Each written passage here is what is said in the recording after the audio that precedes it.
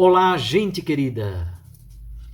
Hoje é 24 de novembro e a igreja está celebrando a 34ª semana do Tempo Comum.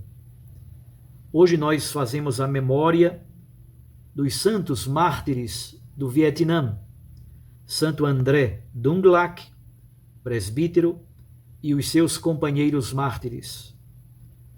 São muitos mártires nos séculos 17, 18 e 19, especialmente entre 1625 e 1886.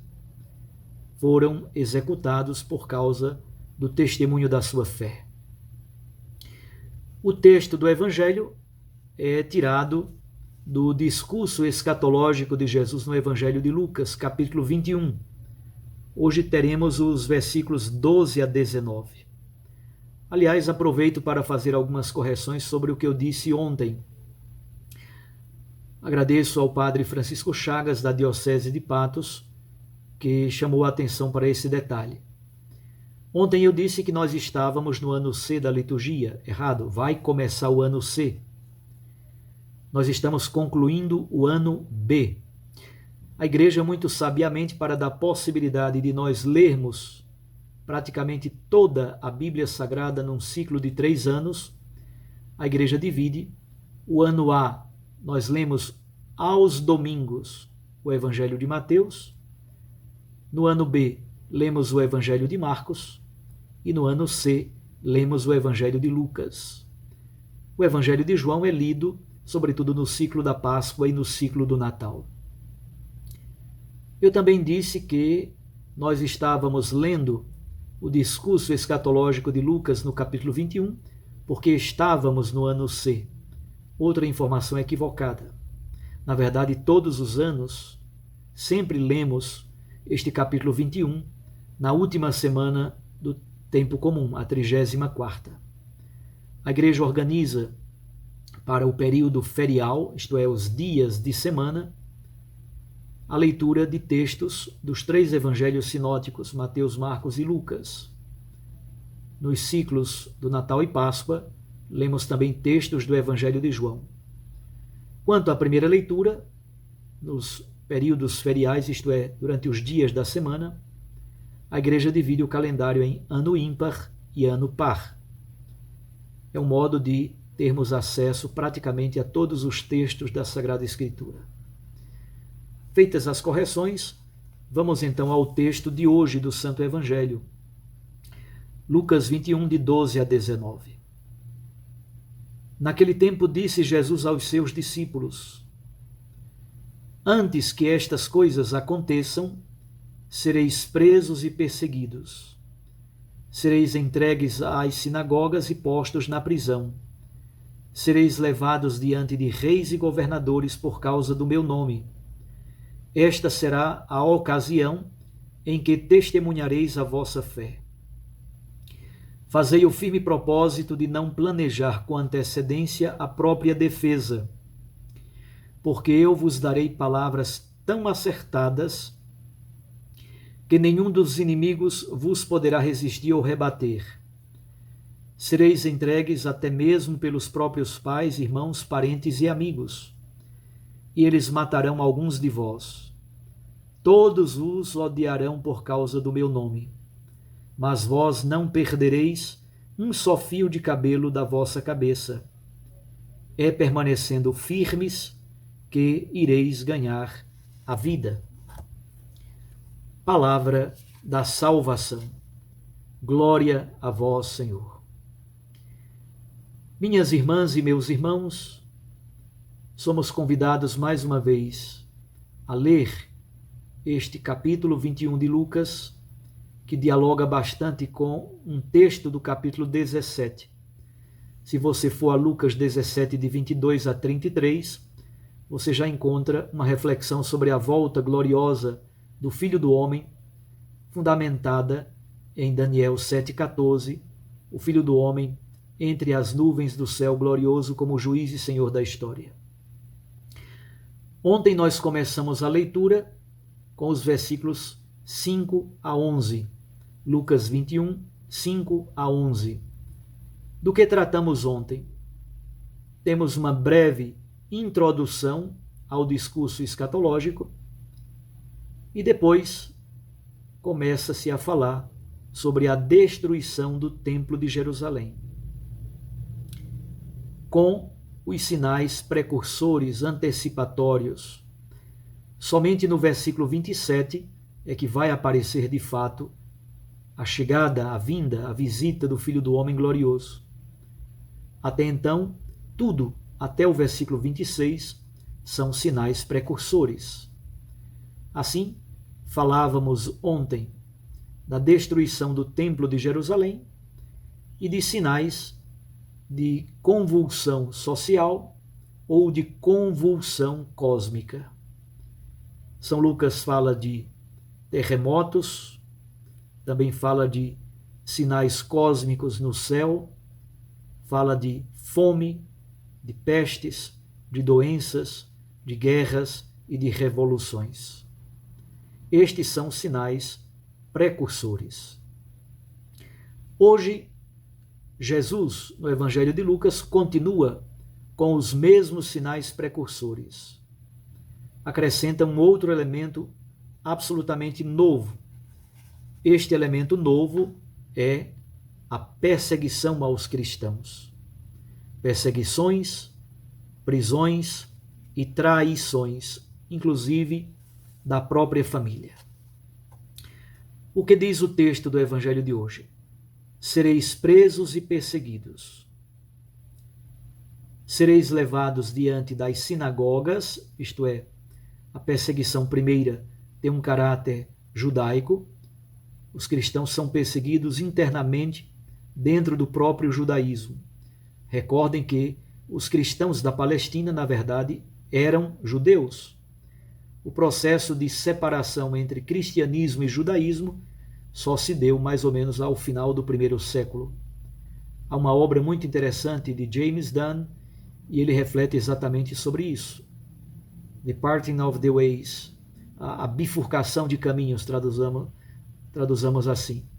Então, essa bifurcação de caminhos entre cristianismo e judaísmo praticamente acontece depois do ano 90 aproximadamente. Os cristãos palestinenses, ao menos, eram judeus, mas eles começam a serem perseguidos pela própria sinagoga. Basta lembrar, por exemplo, o texto de João, capítulo 9, a cura do cego de nascença. Os pais daquele homem cego têm medo de falar, de testemunhar em favor dele, porque eles têm medo de serem expulsos da sinagoga. Mas também o texto de hoje diz que os cristãos são levados diante de reis e governadores. Aqui, muito provavelmente, esse texto, reis e governadores, tem a ver com o universo gentil, o universo pagão. Contudo, é uma ocasião muito propícia para que os cristãos testemunhem a fé. A palavra testemunha, em grego se diz mártir. O mártir pode ser o mártir de sangue, martírio de sangue, mas também pode ser o martírio da fidelidade miúda e cotidiana.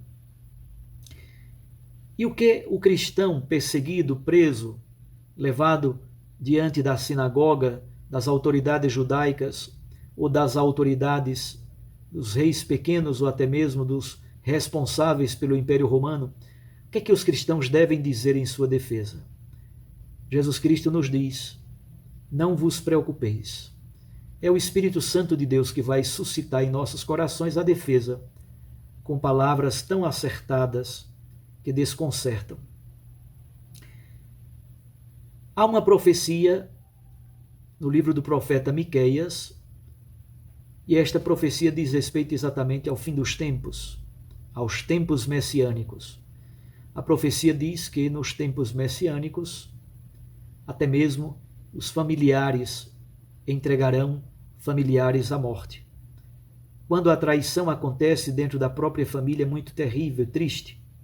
Sereis entregues até mesmo pelos pais, pelos irmãos, pelos parentes e pelos amigos.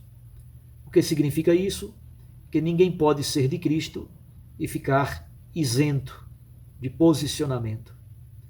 Posicionar-se pelo Evangelho, posicionar-se por Cristo, aderir a Jesus Cristo e ao seu Evangelho, necessariamente causa divisão. No versículo 17, Jesus diz uma coisa muito terrível. Aliás, os profetas sempre viveram esta crise. O profeta Jeremias, por exemplo, viveu essa crise profunda. O que diz o versículo 17? Todos vos odiarão por causa do meu nome. Como é terrível, todos vos odiarão por causa do meu nome. Isto é, ser de Cristo provoca divisão. Ser de Cristo, a opção, a adesão ao Evangelho, a opção por Jesus Cristo causa naturalmente divisão. Contudo, Jesus nos convida à perseverança, à fidelidade, à constância na fé. O último versículo, o versículo 19, diz exatamente isso. É permanecendo firmes que ireis ganhar a vida. Voltamos então aos mártires do Vietnã. O Papa Bento XVI, na Verbum Domini, ele nos diz que a vida dos santos é a melhor interpretação da Sagrada Escritura. Se você quiser saber qual é a interpretação, a hermenêutica correta da Bíblia Sagrada, leia a vida dos santos. A caridade, o martírio, a entrega, a doação da existência. Não pode haver interpretação melhor da Sagrada Escritura do que a vida dos santos, especialmente a vida dos mártires. De fato, entre os evangelizadores do Vietnã estão frades dominicanos da Espanha e também membros da Sociedade das Missões Estrangeiras de Paris. Nos séculos 17, 18 e 19, mais precisamente entre 1625 e 1886, foram mortos, assassinados, martirizados muitos cristãos nesta região onde hoje é o Vietnã. E o Papa São João Paulo II, em 1988, inscreveu 117 destes mártires no rol dos santos. Entre eles estão 11 missionários dominicanos espanhóis, 10 franceses e 96 mártires vietnamitas. 8 são bispos, 50 sacerdotes, 59 leigos de diversas idades e de diversas condições sociais. Qual é a forma correta de se esperar a vinda gloriosa de Jesus Cristo? Fidelidade, testemunho, martírio, entrega, se for preciso, da própria vida. A santidade dos mártires é a melhor hermenêutica, é a melhor interpretação da santa palavra de Deus. É assim que nós esperamos o Cristo que vem. As perseguições, o martírio, são sinais precursores do dia da vinda do Senhor. Na verdade, somos chamados a dar um sentido para a história, um sentido para os grandes acontecimentos da história, para os grandes acontecimentos da vida eclesial das nossas comunidades e da nossa própria existência. Durante esses dias, está acontecendo no México, e nós estamos acompanhando pela internet a Assembleia Eclesial da América Latina e do Caribe. Eu estou participando como delegado aqui do Regional Nordeste 2 e tem sido uma grande experiência de sinodalidade, uma grande experiência de releitura do documento de Aparecida, uma grande experiência de comunhão eclesial. Que a nossa igreja seja testemunha pelo sangue ou pelo testemunho silencioso do seu batismo, até o fim, na fidelidade miúda e cotidiana, por causa de Cristo e por causa do Evangelho. Um grande abraço a você, fique com Deus e com sua Mãe Maria Santíssima. Eu os abençoo, em nome do Pai, e do Filho, e do Espírito Santo. Amém.